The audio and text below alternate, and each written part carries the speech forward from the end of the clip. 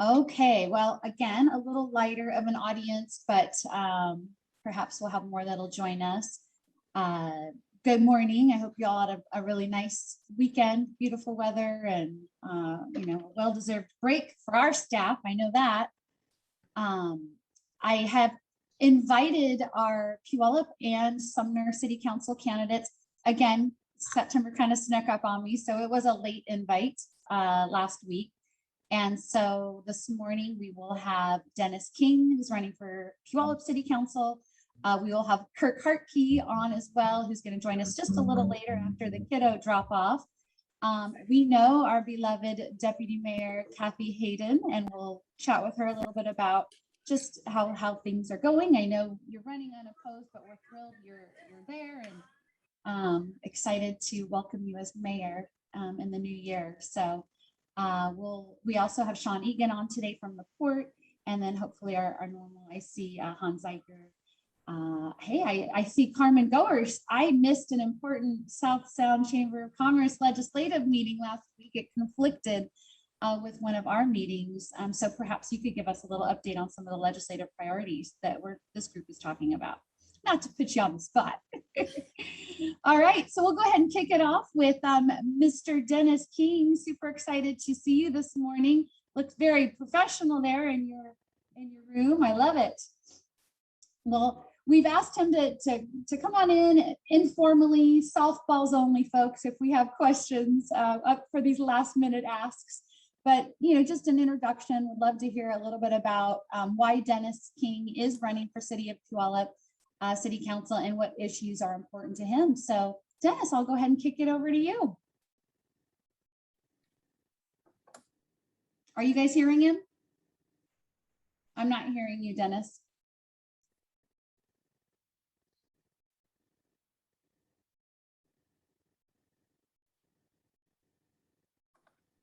Oh no. How about now? Yes. Okay, there. Like, well, that's the most professional microphone, and I don't know about it. We're good. We're good. Awesome. Thank you so much for having me. Thank you so much for the invite. I appreciate it. My name is Dennis King. I'm running for Puyallup City Council in District 2. Graciously giving up her seat, Cindy Jacobson. She's been a great role model for me and big help getting into this role and campaigning. So I appreciate all that she has done to help me. And my family, we've been here in Puyallup for over 50 years, and Puyallup just means a great deal to us.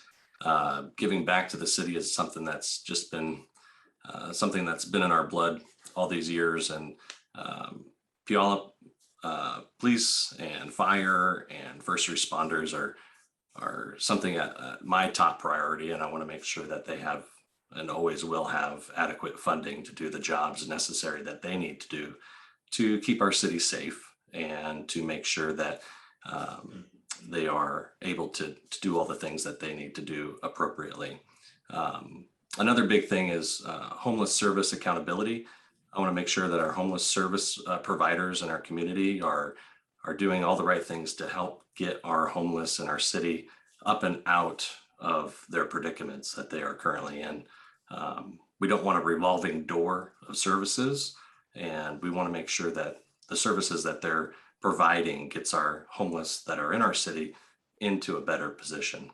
Another thing is affordable real estate. I want to be able to bring additional units and housing to our city that's affordable for not only first-time home buyers, but those that are on fixed incomes like seniors and those with disabilities.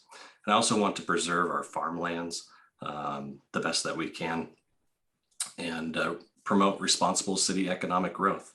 That's something that we want to be able to provide to our citizens and be able to have a thriving downtown and revitalization of our downtown corridor and be able to have our small businesses in particular thrive, especially coming out of this pandemic. That's all I got for you. Great. Do you want to talk about some key endorsements you might have or partnerships along the way that you hope to be working with that you may already have some good working relationships with? Yes. I'm endorsed by Bruce Stanmeyer, Hans Zeiger, Cindy Jacobson, Kelly Chambers, and Chris Gildon, as well as a slew of others. Dean Johnson on the city council, as well as Jim Castema, former mayor Kathy Turner as well. I'm also endorsed by the Puyallup Police Association, the Pierce County, it's a long one, the Pierce County Housing. We'll leave it at that. I always get it wrong, but I apologize. And a handful of others. So just looking to bring Puyallup back to what it once was and is pre-pandemic. So I'm excited to be able to bring my business and experience to the city council and help small businesses here in Puyallup thrive. Great. Well, those are some great endorsements and definitely some key partners you've already established. I'll open it up to the group for any specific questions you might have for Dennis. So we have an opportunity to have him here. We'll have a few more chances with a candidate forum in October. Also, Luke Corm and I will be hosting some Facebook Lives with each of the candidates for kind of a more informal interview to get to know these candidates better. But hey, here's your chance, bright and early Tuesday morning. No questions. Great. Oh, wow, yeah, right. I got one. Cindy Jacobson. Hi. So this is a softball question, but I do keep getting asked the skate rink. So any plans in the works as of this time to get it back open? Thanks. Well, it's a great question, and I get asked probably a dozen times every day. But we are just wrapping up a couple things with our legal team, the insurance, and all of those things. I mean, we've seen how long the investigation and the building process it took to rebuild that dental office up on South Hill that caught fire a couple of years ago. And they're just now getting around to finishing up that building. So it's a long road ahead, and I don't have anything else other than that to say regarding that at the moment. But we hope that we can do something in the future. But we'll have probably some more information here by the end of the month, which direction, where we're going, and hopefully it's good news. So that's where we're at with that. Thanks. And everybody knows the skate rink guy. that's what me. there is a name and a history that's established. And I'll kind of pivot off of that. I'm certainly always happy when a business-minded person seeks to throw their hat in the ring to create a more, I guess, well-rounded framework of city council. So aside from some of your business-mindedness, what other assets do you feel you'll bring to the city council? Well, I have a big background in marketing as well. And so I think I'll be able to help with the city in regards to making it what's the right word? A destination place other than, with a lot of work with the chamber and the things that you were doing, but, be able to have a better marketing and communication strategy with the city. That's something that we've thrived on in our business, and being able to communicate better with the public. That's just something that I want to be able to bring to the city and have a better marketing strategy when it comes to that. Great. Any other questions from the group? What do you do for fun? I always love that question. What do you do for fun? I work. That's fun for me. Work is fun. Since the fire, I became a real estate agent, and I've been having fun over here at the P&W team with Keller Williams. And 2 months after the fire last year, I got pretty bored, so to speak. That was kind of my baby, if you will. And so with the restrictions that came and gone and uncertainty, I just felt it was in my best interest to not open up a brick and mortar for my personal being and the responsibilities that I had with trying to get the roller rink back up and running. And so I didn't want to start a whole nother business with the brick and mortar. And so I decided to become a real estate agent, and that gave me the flexibility and threw me into another ring that is quite a bit different than retail and entertainment. But it's been something that I've been passionate about. And so that's pretty much what I do for fun. And when I get a chance, I like to golf. So that's what I do. Ooh, I'm game anytime. I say that I have no time, but Dennis, this is Carmen. My two quick questions are around, we anticipate that most of our local cities will get additional funding from the federal government regarding infrastructure as this $1 trillion package gets passed or pushed out. What are your priority projects within the community and the surrounding area for utilization of those funds? I would like to see our small businesses be supported first and foremost, and be able to make sure that they are given the tools that they need to be able to thrive. I also want to see our downtown corridor have a revitalization and spruce it up a little bit. And I want to be able to see responsible economic development right in our downtown corridor to be able to utilize those funds to the best of their ability. And then the second separate question is, we anticipate, or I'm hearing that we may have a influx of immigrants due to the things that have happened in Afghanistan. And how is the city going to be prepared to receive, and what are your thoughts around that? As far as the receiving of those immigrants, I wish I had a better answer for you on that one, but I don't. I hope that as a city, we would be able to welcome them with open arms and be able to find them the housing and resources that they need, and be able to get them placed in the appropriate areas of housing and work, and find them the resources that they truly need to be able to thrive here in the United States. And it's such an unfortunate situation that has happened over there, but hopefully we can find some families out there that have the space to be able to welcome some of these refugees, as well as finding appropriate housing, and that way they're not without. I want to make sure that they have something to be able to look forward to in an appropriate way. Thank you. That's the best I could do first thing after our holiday weekend. Very good. Thank you for the question. appreciate it, Carmen. All right. Anything else for Dennis? Well, again, thank you so much at last moment's notice to come in and make the introduction. Always happy to hear from you. And I hope this is a meeting that you'll put on your calendar in the future. Right now, absolutely. First Tuesday of the month for now. I'll do it.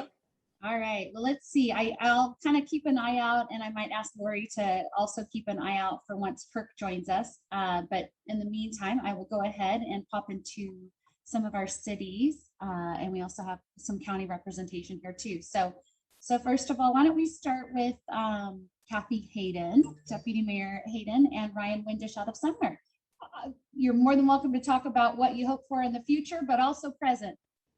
Kathy. Kathy first, not Ryan. How about that? Ladies first. So, are you wanting a city update, which everything is running along good, and Ryan's going to tell you all the really good stuff? Okay. As far as that goes, everything is good. Council's clicking along, still doing the virtual thing, but excited. We've revamped our whole council chambers, so that's going to be like moving to a new facility. It's beautiful. We've had some really good events. I'm sure Ryan will get into that also. So I'm not going to steal his thunder on that stuff. So okay, great. Is that all you wanted from me? You're fine. You're fine. Yes, just present updates will go to Ryan for some more city updates. That's fine. Okay, I didn't know if you wanted me to talk about the election part, but So yeah, I guess yes. In teeing you up, it was anything, if there was anything present to report from current city council meetings, but also, there's a reason that you are deciding to extend your term and put the mayor hat on. So if there's anything you'd like to speak to on that, you have an audience that would love to hear about it. well, I'm pretty sure that everybody knows I just love Sumner, and we have the best staff ever. And I'm just hoping for a real smooth transaction. I've been deputy mayor for 5 years, so I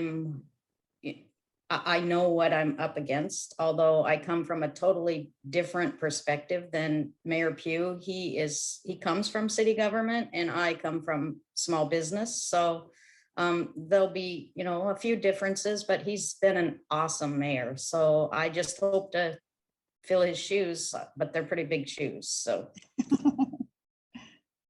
business as usual, I think. Well, business as usual, although you've closed your doors, and congratulations for such a long and successful career and just a real pillar in the community.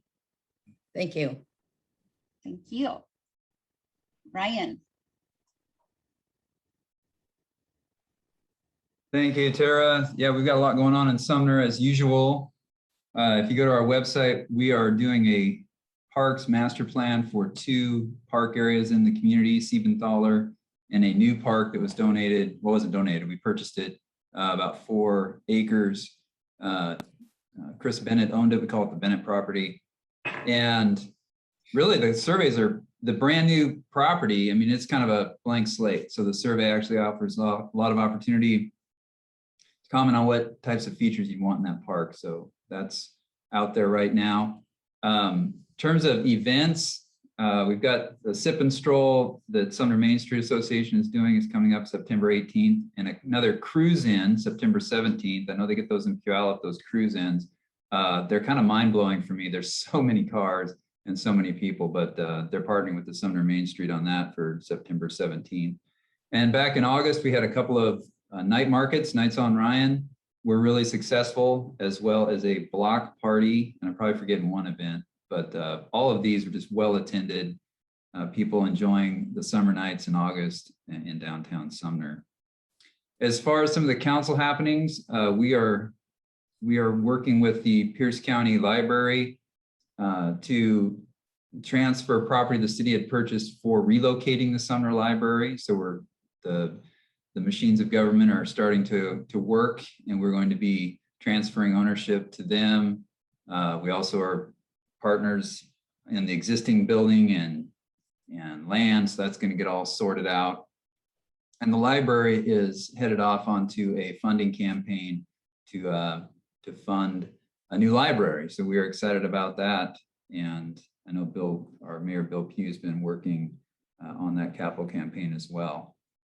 Other more mundane things like zoning code text amendments. We're working on an amendment, a fairly minor amendment, to allow for boat sales and auto body shop repair in our interchange commercial zone. That's actually a private request.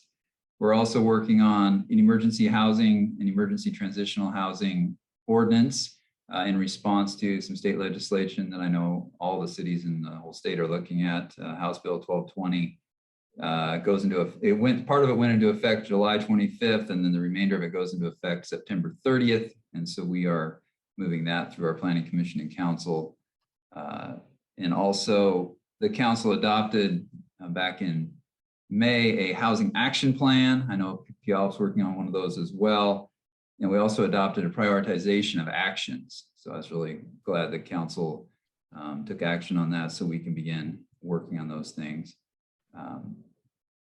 Also, our police department is looking at acquiring body cams and implementing that system.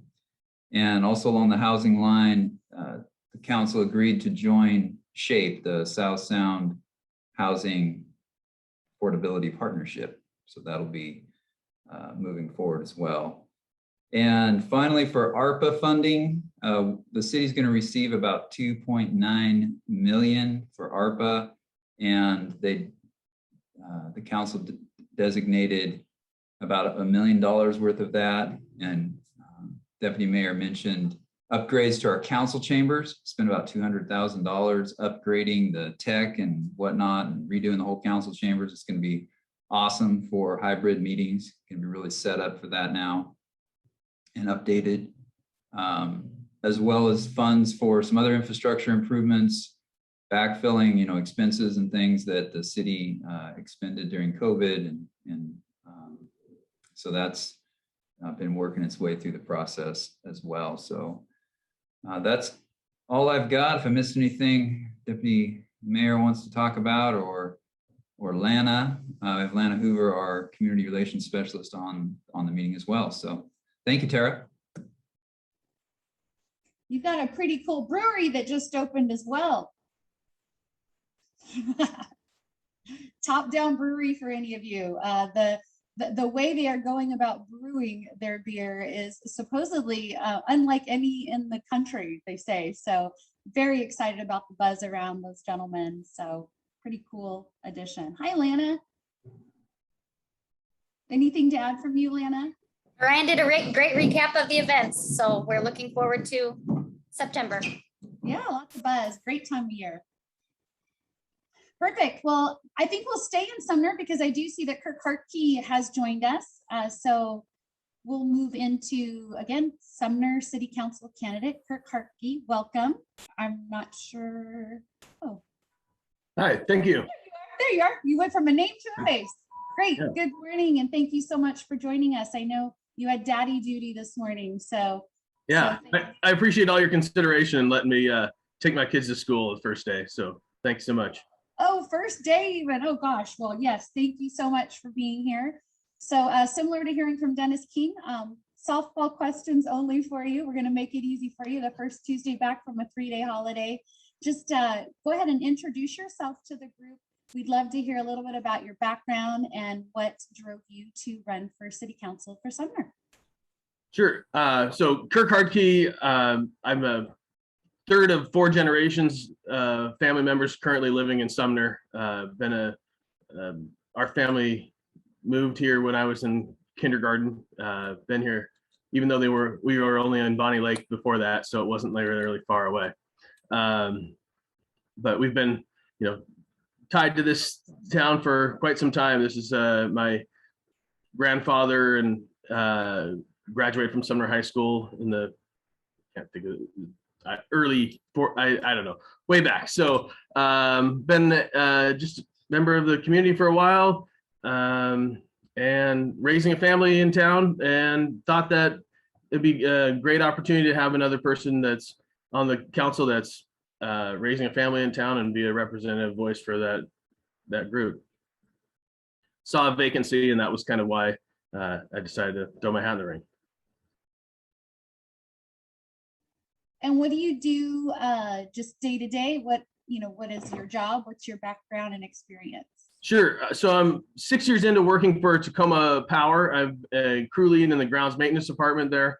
I've had a extensive career in grounds maintenance work. Worked with my brother has a company there that I worked with for 12 years, and then that's kind of how I started my working life in Sumner. I was about 13 when I started mowing neighbors' lawns and learned the trade, and moved on from there. So I have experience in private sector type of trying to operate the same type of business as you do in the public sector, which I think is gives me a kind of a all-encompassing viewpoint of how we see both ends of how the world works. But that's basically what I do. Great. And what kind of, just sort of tracking a little bit about what Sumner City Council, the issues they're grappling with. Are there any in particular that you are, I guess, motivated to kind of weigh in on or move forward? Just issues that you might be more passionate about or hope to give priority to? Sure. So like my priority issues would be public safety and transportation. I feel that with Sumner having 17,000 people that work here, 10,500, give or take, people that live here. There's a lot of people moving in and out every day and going, commuter traffic. There's, commercial traffic. As a commercial truck driver, I relate to the commuter traffic that comes into our warehouse district. And I live on a street that sees very much the commuter traffic impacts every day. So traffic and transportation is definitely a big issue. Public safety isn't the other one. Basically, I think that there's been, Sumner's done a great job. I think that there's been other municipalities, more urban municipalities, that their focus is not on the public safety the way I think Sumner needs to, maintain and be able to promote a safe environment here for all our citizenry. Great. I thank you for those answers. And we'll turn it to the group if there are any questions for Kirk.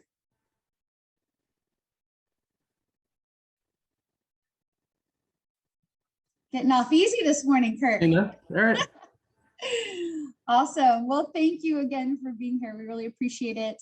Luke Coram and I like to do a series with our candidates on a Facebook Live, which is very fun, and just, kind of like to tap more into your, I guess, just who you are as a person. And so we'll circle back to you on those interviews soon.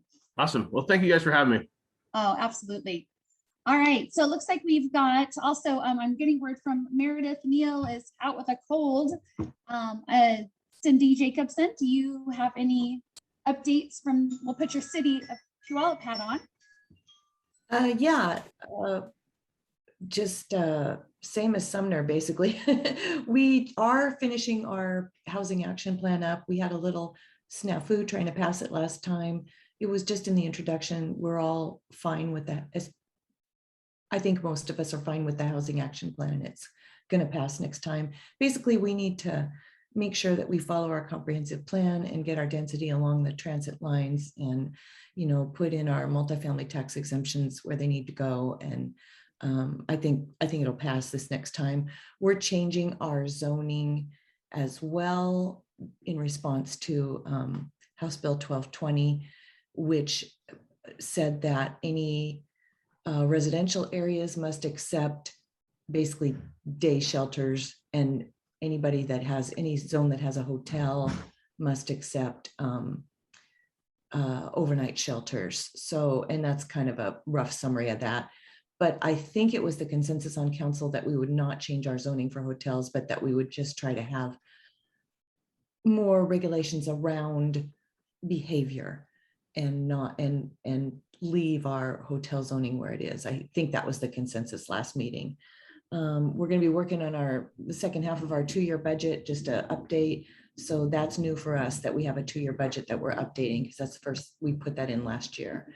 Our ARPA funds, we're thinking about spending that on infrastructure, water infrastructure, not very sexy, but probably wiser. So I'm hoping that that thought continues. Affairs going on, people have to wear masks, and we're sorry. It was just the health department, and I didn't have much to do with it. I think Mayor Dorr. Morning, how you doing? So we're excited that the fair is continuing, and we need the fair in Puyallup. So that's just happy news. And we did join South Sound Housing Action Plan or committee or whatever it's called, SHAPE. But we asked for a report at the end of the first 2 years to see if the money, the small money that we're putting into that, is going to be doing anything for us. So that council at that time forward will decide if it's a good plan or not. That's about it in Puyallup. Oh, I know one more thing. We all got briefings on the police reform, and that's a big deal because in my opinion, our police are being handcuffed, and so we are also going to body cams. One of the legislation pieces basically was a de facto body cam requirement, and so we're going to be having to spend 1.2 million on the body cams. And it's not that we're worried about the body cams, but we also are worried about public records requests and, you know, how exactly we're going to administer that, but we're going there. So that's happening. So thanks. That's Puyallup. Excellent. Thank you. I saw Hans Zeiger. I don't know if he's there. I see Aaron Hallenberg, and I know we have Betty Capistani on from the county. So I'll just open it up to anyone who may have updates from the county.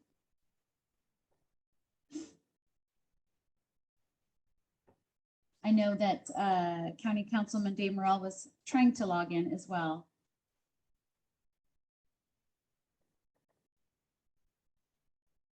Let's let Councilmember Zeiger go first.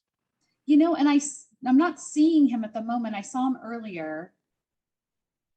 Aaron, I don't know if you could speak to the fact if he's on or. He'll be on in a couple minutes. He's just, his computer's getting started up here. Yeah, okay, no problem. I can. Well, then I'll pitch it until he gets here. Councilmember Zeiger will give you the bigger picture. I'll give you from just my little knothole of economic development. So we've launched our BIPOC entrepreneurial training program, and we're really excited about that. The deadline for the first cohort is the 17th of September. So you can go online and get that information. Kathy, I believe I'm presenting at Sumner's city council meeting next week.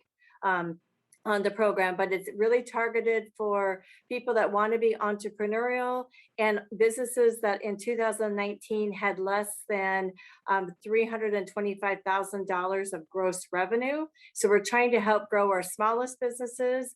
The package is a pretty robust package. They would attend a cohort training group, which is 6 to 8 weeks, depending on what stage they are in their business ideation stage or formation stage. After they graduate from that program, we will do the county through Arpa funds will do a cash match of the money that they've raised through crowdfunding. So whether it's Grandma, whether it's Kiva, whether it's Business Impact Northwest, whether it's a bank. We'll match that up to $10,000.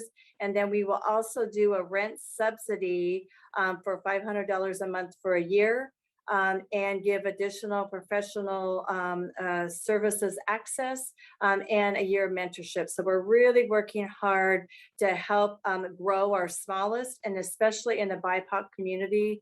We saw during the CARES Act, while we did do a lot of minority owned businesses, we saw there were still gaps, especially in the tribal indigenous communities and also our Latinx community. So the Tacoma Chamber is our partner that is actually running the cohort series. And then our other partners include all of our groups from MIA Central to Korean Women's Association to Asia Pacific Cultural Center to the Black Collective to the Urban League, really working to cast that net wide to improve entrepreneurship. And now Councilmember Zeiger is here, so he can tell you all the other cool stuff that we're doing. So that one, I can get Tara the information if I have not already sent you the link, Tara, that you can send out to those that meet that need. Great pinch hit. Nice to see you. All right, County Councilman Zeiger. Hello, hello. Thanks for joining us. And good to see everybody, and happy start of school and happy fair and all the other good things going on in our community right now. And there's a lot going on at the county council right now.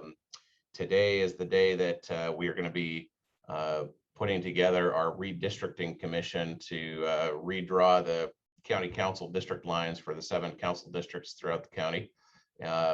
Those nominations have come to us from the 2 political parties, and then we'll be choosing 2 members of each political party today from those lists of 5, and then the 4, once they are assembled, will determine a 5th member, and then they will get to work and have to finish that by the end of the year.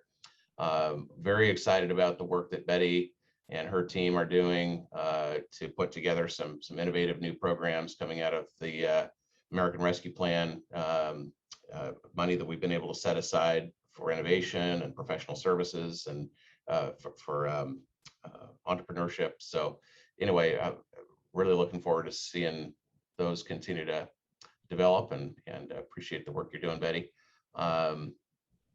We're trying to be good partners with our cities when it comes to setting aside those ARP dollars. I've talked with Puyallup and Sumner on multiple occasions, as both individual council members as well as groups of folks, to talk about how do we maximize what the county has in ARP that aligns with what the cities are trying to accomplish. So I know that Puyallup is having some very serious conversations related to homelessness and other topics, and how that may work with the money that they are getting. And Sumner is interested in water, that there may be an opportunity to partner there with where the county spends. And Sumner has a number of very worthy projects, but that is one that I think we may be able to partner particularly on. We are getting ready to go into our county budget process. And so good news is the revenues are up considerably. And so we'll be able to do some new things, but not too many new things. So I think the county has a good record of budgeting conservatively, so that we're able to set aside a substantial reserve, and that has served the county well. It served the county well, as the county was going into the pandemic last year, in not having to make drastic cuts or have a bad outlook. If things were really going to not work out financially. Fortunately, I think against some of the expectations that folks had at the time, revenues rebounded, and they are looking good as we go into this next biennial budget. So that's just, there's probably a whole lot more that I could talk about, but those are the things that come to the top of my mind at the moment, and happy to take any questions. Yeah, any questions from the group?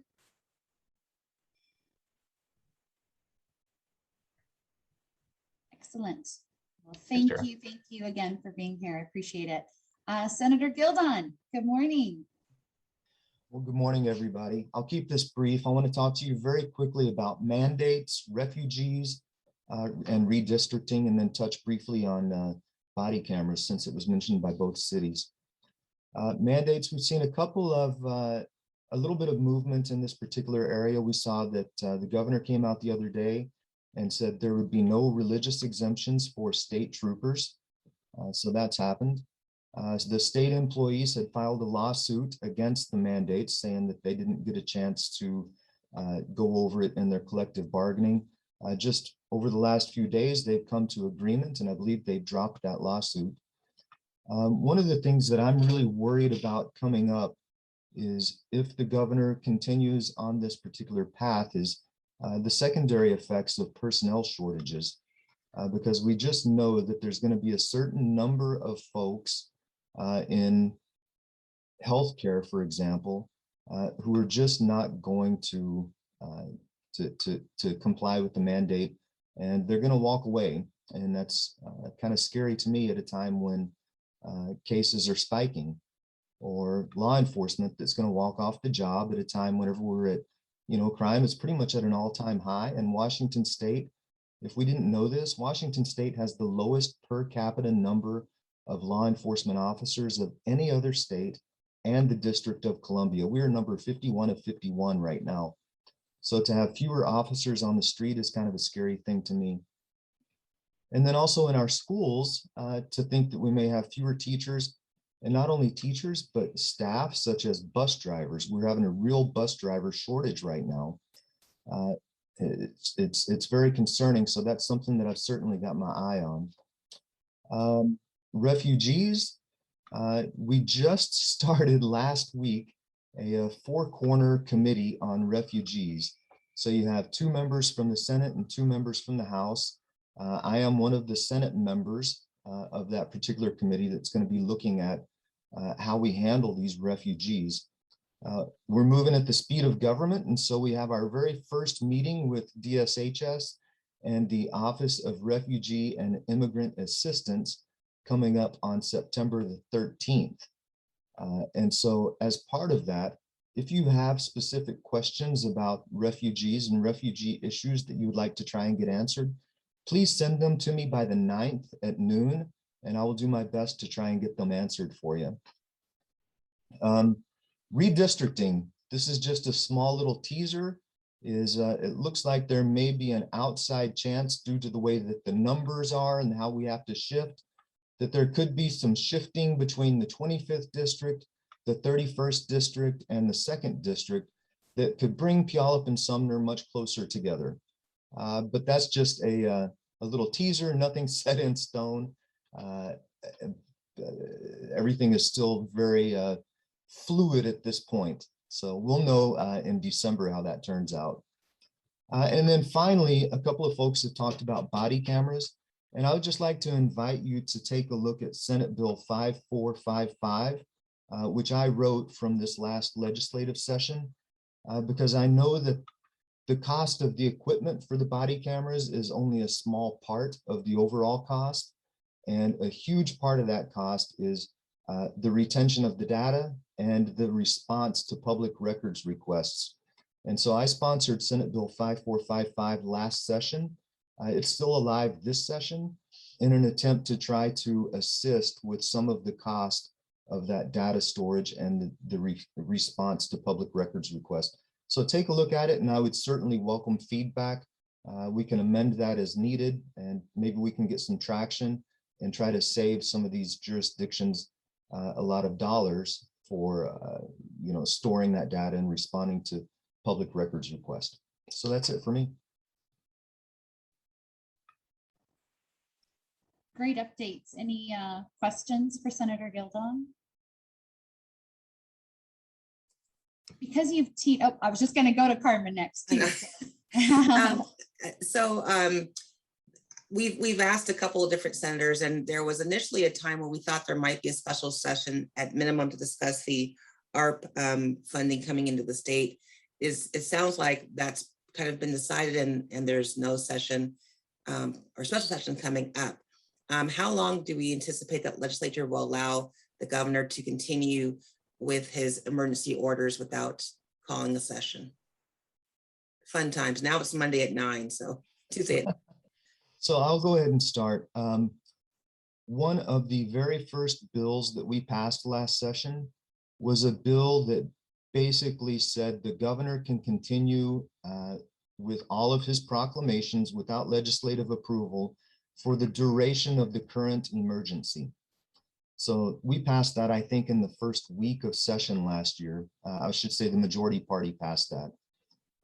I didn't support it because I think that the people need a voice, and we shouldn't just defer to the governor's emergency powers indefinitely, which is basically what that bill did. I don't see that there's a lot of will within the legislature to take back that power and be that check and balance against the executive. I just don't see that happening. So I don't think we'll get back into session until January, whenever we're normally scheduled to do so. Although I will keep fighting for it. And Carmen, I may as well just kind of continue to tee you up. Our legislative committee that we have, the South Sound, met recently and are kind of priming ourselves for moving forward with the breakfast that we normally have in December and talking to our legislators about issues. So Carmen, do you want to give a little insight? So yeah, so our meeting last Friday was a lot of administrative, trying to get ourselves ready for this upcoming session. We elected new officers. So this coming session, I am the South Sound Chambers Coalition Chair.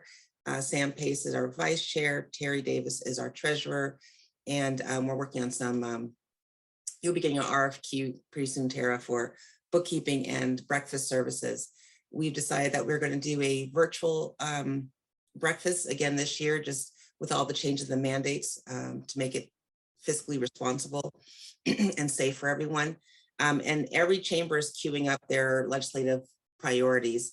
The biggest shift we had this year, our lobbyist, Carolyn Logue, is working to grab all of those responses to the police reform so that we know where we can better stand on that and address some of the unintended consequences as it impacts business community. we are also looking at working with our cities and trying to figure out how we can get swiftly permitting done to help help secure ourselves. For example, when they're putting up different lighting or different fencing and it requires a permit and you're in line for 2 or 3 months and you're going through vandalism and open drug use and a mental health crisis on your property, how are you able to help yourself before the police are able to intervene? So that's a lot of what was discussed initially within government affairs at that level. So we're, again, if there's areas that the coalition can step into, our goal over the years has been not to be a and us. We're trying to, what's unique to our communities that we need to bring to the legislature. Sorry, my voice. Had a great weekend. My voice is gone.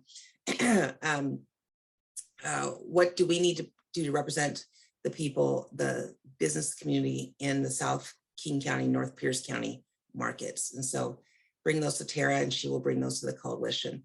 Also, if you're available, we do need representation and minds at the table to help bring us forward. This is a unique time, and I'm sure every elected person has, and we need to thread the needle of how do we move our communities forward with the legislation that we have in place and fight back appropriately and strategically.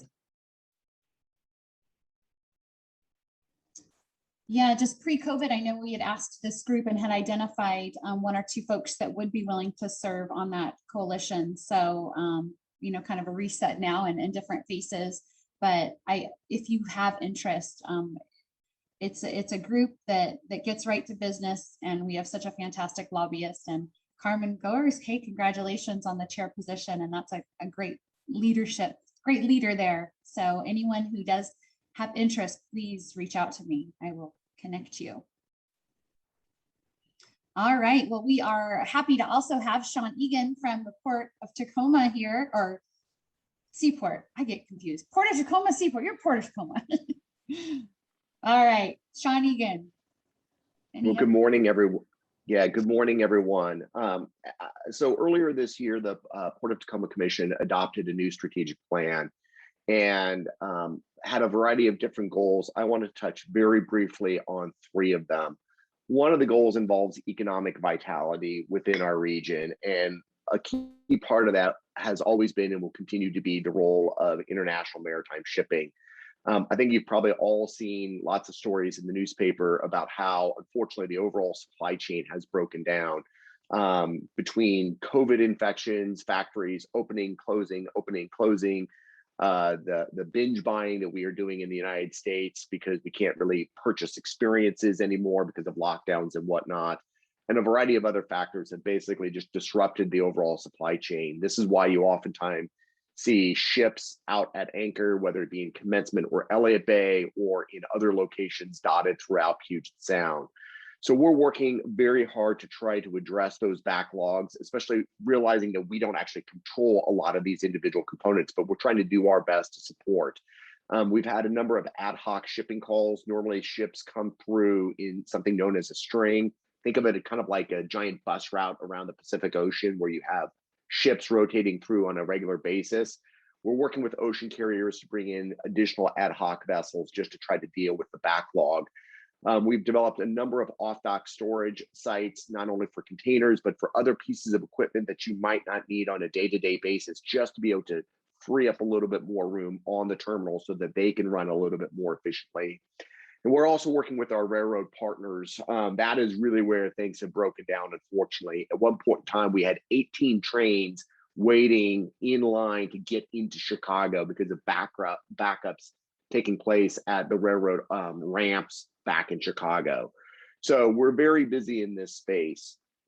A key component to all of this, though, is making sure that we're continuing to make investments, not only in terms of on the terminals, but also making sure that there are investments in our local transportation network. And that gets me to the second goal of ours, and that's transportation advocacy. We are continuing to work with other stakeholders and encourage lawmakers to think about the importance of continued investments in transportation and finishing what we have started, whether that includes the completion of State Route 167 or making sure that we complete the second phase of the I-5 Port of Tacoma Road interchange. Being able to just increase cargo fluidity is critical for us to address the backlog. And we really need support from our state partners. Last goal is environmental leadership, because as we do this, make investments in our transportation network, as we work to create economic vitality, we need to make sure that we are a good neighbor. We updated our Northwest Ports Clean Air Strategy earlier this year. This is an effort that where over the last 12 years, we have successfully reduced our diesel particulate matter by 80% and our carbon emissions by 20%. We want to do more. And a great example of this is something we approved just within the last month, where we are converting one of our rail yards completely to zero emission electric yard trucks. So little steps, but you keep adding them up and you're going to see continued progress in our efforts to try and reduce our emissions overall. So that's a very quick update from the port, and I'll wrap it up there. Excellent. Any questions for Sean? I have to say, Eric Johnson was so great at our economic forecast luncheon, and I have to definitely make sure he goes first. Poor guy gets stuck at the end and just did such a great job, loaded up information at rapid speed. But we appreciate him being there. So you tell him, great job, and he'll be bumped up in the lineup. All right. Well, anything else from anyone?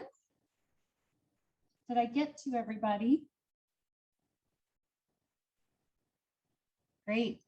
Well, as always, thank you all for being here and appreciate the updates, and just I really appreciate the way that this keeps us connected.